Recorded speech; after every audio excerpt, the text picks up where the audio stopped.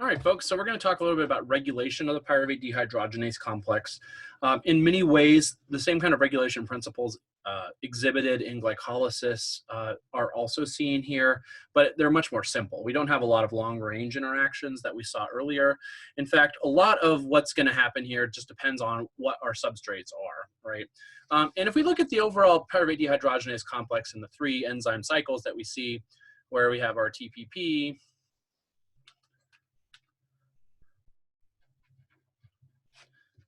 in enzyme 1, and then we hand off acetyl onto the lipoamide carrier, and then enzyme 3 recharges it. Enzyme 1 is our rate determining step. The faster we load on pyruvate out of the matrix onto TPP, the faster everything else is going to go, right? And so this is where we want to have our different kinds of regulation here. Right? And so ultimately what we're going to see here is regulation of the pyruvate dehydrogenase complex via a kinase phosphatase system, right? So phosphorylation of the pyruvate dehydrogenase complex will turn it off, okay? So pyruvate dehydrogenase kinase, of course, kinase sticks a phosphate onto things, whereas the phosphorylase, pyruvate dehydrogenase phosphorylase, is going to remove that. So this is very similar to what we saw with pKa for glucagon and PPP1 ACT for insulin signaling. The kinase is going to turn things off, and the phosphorylase is going to activate them, right?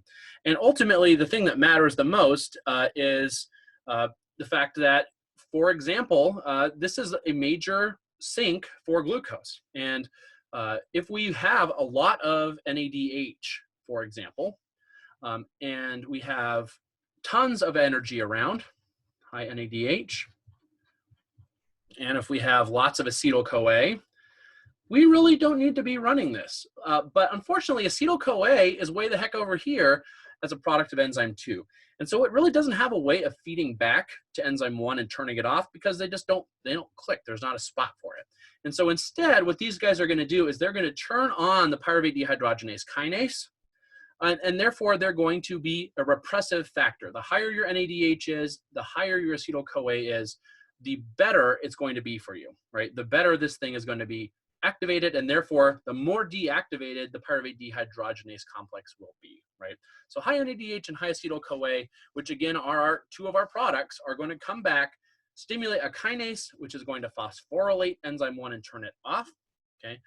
Whereas on the other hand, pyruvate itself, if we have high pyruvate, is going to repress the kinase, and therefore we're going to activate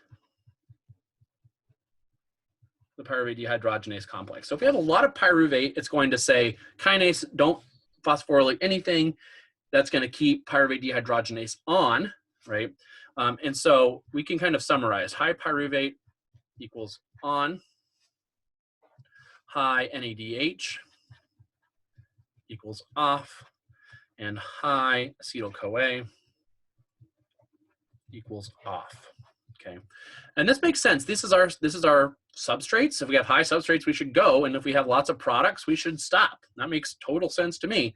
And so that's kind of the basics of regulation. Now, we also, since this is such a high, this is potentially the way we could burn glucose if we needed to, insulin is actually going to be activating of the phosphatase. Insulin signaling, remember, insulin only is released when we have high blood sugar, and high blood sugar is bad for you in your vessel health and your body's osmotic potential and your kidneys and all that kind of stuff.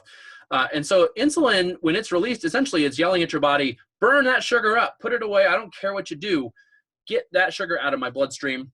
And the one way to do that is by turning on your metabolism and burning it up, right?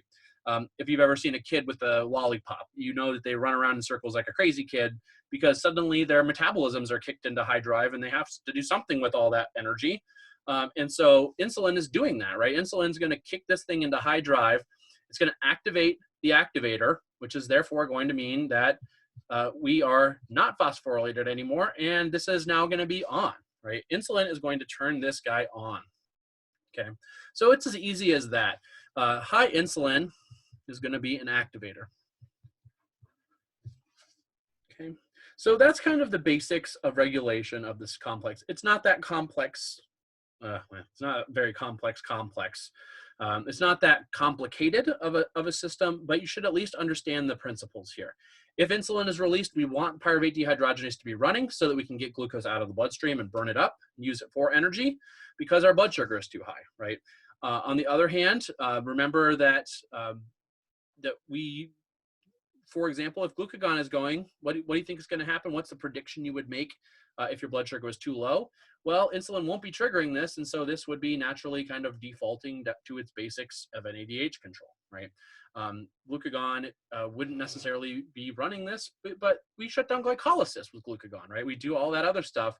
And so if we kind of dry up the source, we're not going to have to worry about how much this is running. Whereas when insulin comes around, it turns on glycolysis. And so you also need to kind of give this guy a kick in the butt to get him going so that that glucose can actually go somewhere and get burned up, okay?